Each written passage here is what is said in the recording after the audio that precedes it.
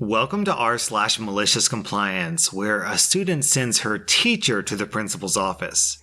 Our next Reddit post is from Green DM. One of my law school professors was a public defender in Philadelphia, Pennsylvania before he came to my school. He told me a story about a particularly uptight, sexist, male judge and a fiery female public defender who did exactly what he asked. Court begins. The attorney walks in, wearing a conservative pantsuit that wouldn't be out of place in any courtroom in America. The judge, an old man, raises his voice, points his finger at the attorney and says, "Do not come back into my courtroom until you're properly dressed. Women do not wear pants in my courtroom." The attorney doesn't respond. She simply walks out of the courtroom. A few minutes later she returns, wearing her suit jacket, and that's it. You see, her jacket was cut long, so by itself, it fell to a little bit above her knees. She simply walked into the restroom, took off her pants, and came back to court. That judge never enforced the women can't wear pants requirement in his courtroom again. And down in the comments, we have this story from Finn Dork. A former coworker of mine had a daughter who had a bad habit of writing on her walls. One day, she got so fed up with her daughter that, in a rage, she promised to break every single one of her daughter's crayons if she ever drew on the walls of her room again. 45 very quiet minutes later, which should have been a red flag right there, she found that her daughter had written on every surface of her room except the walls. Bed frame, mattress, nightstand, dresser, windows, sheets, nightlight, bedside light, lampshade, carpet, vent, toys, books, everything. That little girl grew up to be an attorney. Our next Reddit post is from More Input.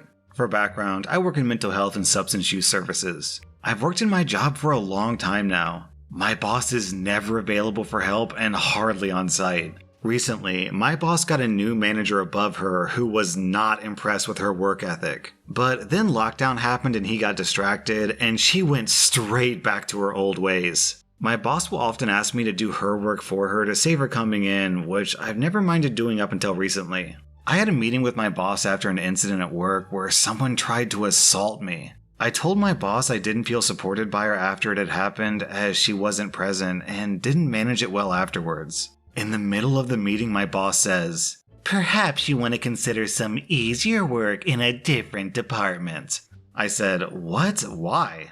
"Well, you do take on a lot of extra work that you don't need to do. A lot of this work is the manager's job. Maybe you need to learn to say no to taking on all this work." I asked if there was something wrong with my standard of work, if she had concerns, etc. And she says no. 3 months down the line, 4 of the team leave and they get new people in. "Oh, OP, can you train the new starters on their first day?" "Sorry, boss, that's a manager's job." "Can you complete fire risk assessment?" "Sorry, boss, that's a manager's job."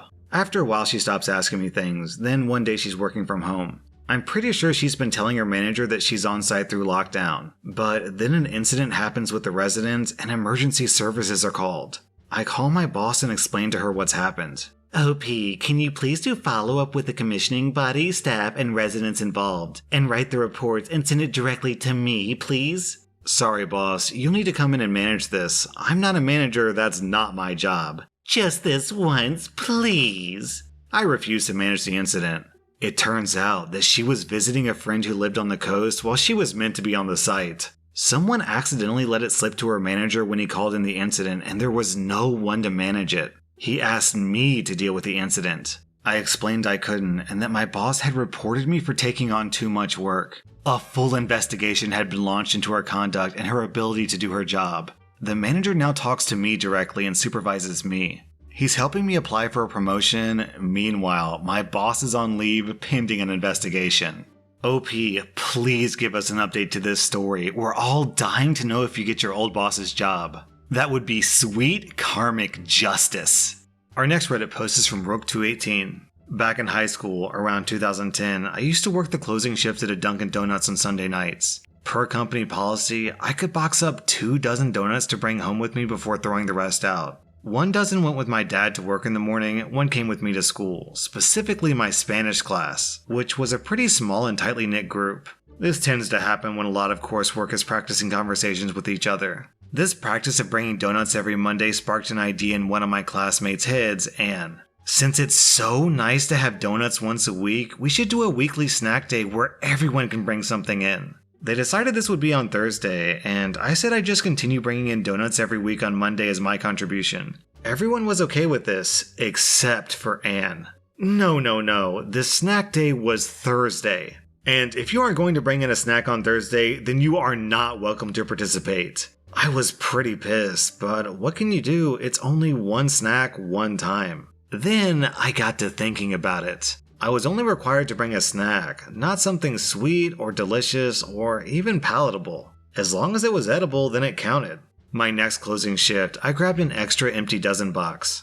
I went to the store on Wednesday night and got a 5-pound bag of potatoes. I washed them and put them right in the box and dropped off the box early in the morning to my Spanish classroom so nobody would get wise to the actual contents. Apparently, the earlier classes had seen the box sitting up on a shelf and had told our class that we had donuts. Everyone was excited. I brought them up and put them on top of the projector, trying my best not to betray the extra heft. They all scurried up excitedly, and Anne herself was the one to open the box. Her blank expression turned to raw frustration. "You were supposed to bring a snack today," she protested. "I did," I said, walking up to the box and grabbing a potato. Biting into it while making direct eye contact with her. "You don't have to have any if you don't want." Everyone shuffled back to their desks, and Anne tried desperately to grasp a new argument out of thin air, but it wasn't coming.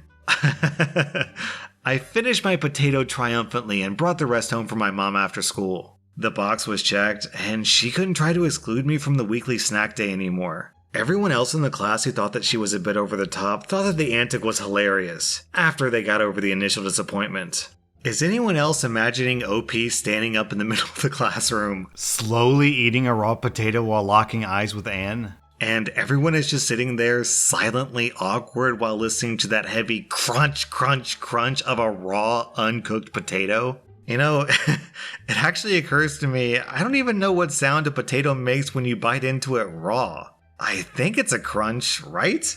Personally, I don't know because I've never been provoked into eating a raw potato to spite one of my evil classmates. Our next Reddit post is from Leper. Many years ago when I was still in school, I was having issues in one of my classes. The boy who was sitting behind me kept trying to undo my bra. I got fed up and asked if I could move to another seat. The teacher refused to let me even after I explained why. He said, "Boys will be boys, so just ignore it."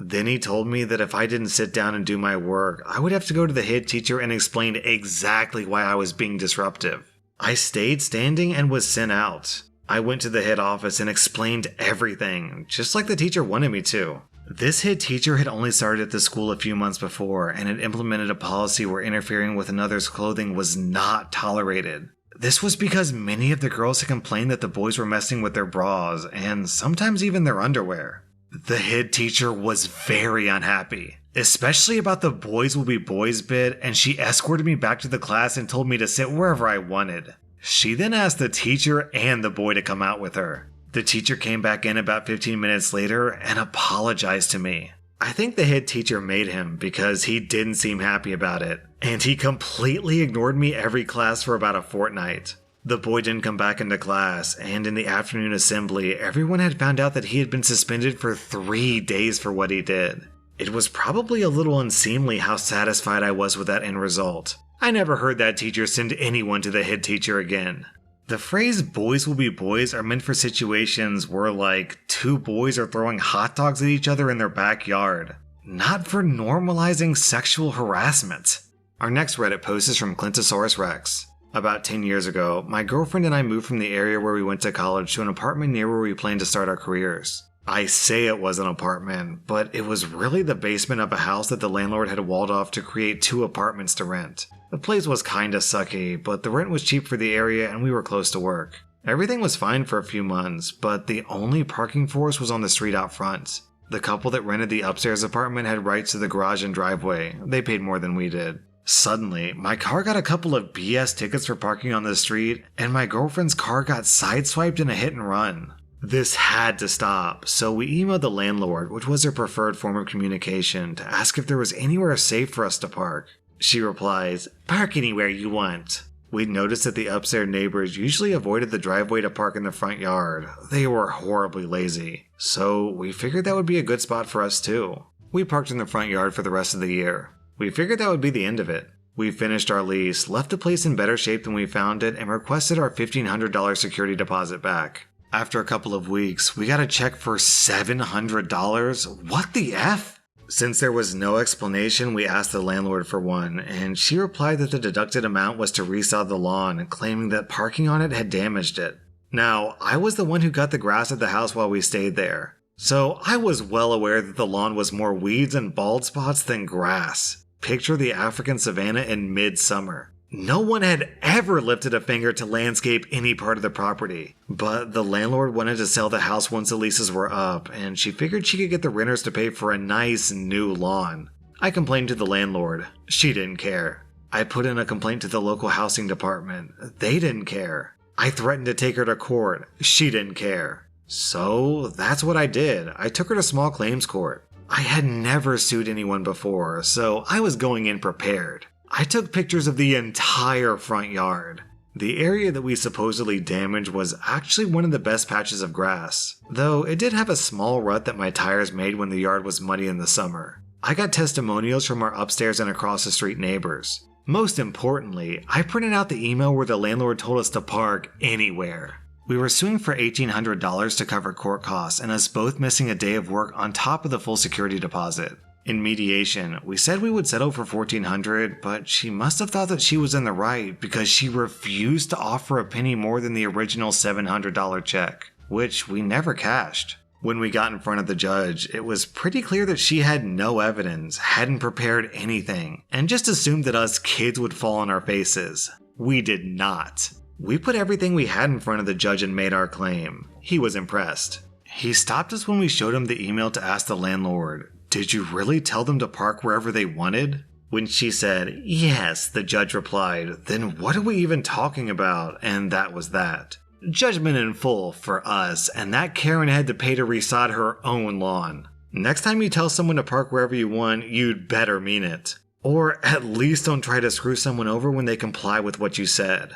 Our next reply is from Mr. Pepper. About a decade ago when I was fresh out of high school, I got a summer job working at a lakeside boat rental and bait and tackle shop. My boss, Joe, inherited the shop from his father and took a massive amount of pride in keeping the family business going. Still, he wasn't one to give in to BS and clearly took it personally when a customer complained about anything to do with the shop that he loved so much. Our lake was a pretty popular trophy fishing destination due to how large the local Mackinac trout got. Bossman wanted to reward people who planned ahead by never charging summer pricing, approximately $150 more per day on reservations. Naturally, this resulted in our boats getting booked out weeks in advance. The catch was that we did require a completely refundable $100 security deposit. We said in case of damages, but it was mostly to guarantee they returned the boat. Of course, every year, many people took issue with this policy. In 3 years, I saw this happen dozens of times, and Boss had his malicious compliance down to an exact science. When a customer would refuse to pay the security deposit, Joe would state the deposit is non-negotiable. Almost always, the customer would then declare they're canceling their reservation, they'll never do business here again. Generally recite the whole Karen manifesto. Joe would cheerfully agree, feed their paperwork into the shredder, and send them off. You see, dear reader, of the 3 marinas on the lake, we were the only ones that rented out boats. The other 2 only rented out spaces for boats to dock. They'd never ask about our competitors, so Joe never had any reason to inform them. Without fail, within the hour the customer would be back, having realized that they couldn't get a boat elsewhere. Usually at this point business would be picking up, meaning that I'd be loudly answering questions about boat rentals for other guests, and the customer's fishing buddies or antsy kids would be pushing them to get the boat ready. Grudgingly they'd ask for their boat. Joe would then fake concern and tell them that, unfortunately, all the boats have been reserved for weeks, so we're usually unable to accommodate walk-in rental requests. As luck would have it, we had a cancellation earlier today. Since they don't have a reservation, however, we have to charge the summer holiday pricing. Oh, and just FYI, we require a completely refundable $100 security deposit for all rentals. I hope that's alright with you. OP, that's an awesome story, but I can't believe your boss didn't upcharge them. I mean, what else were they gonna do? That was r/malicious compliance, and if you like this video, then check out my podcast where I publish the exact same episodes. Also, hit that subscribe button because I put out new Reddit videos every single day.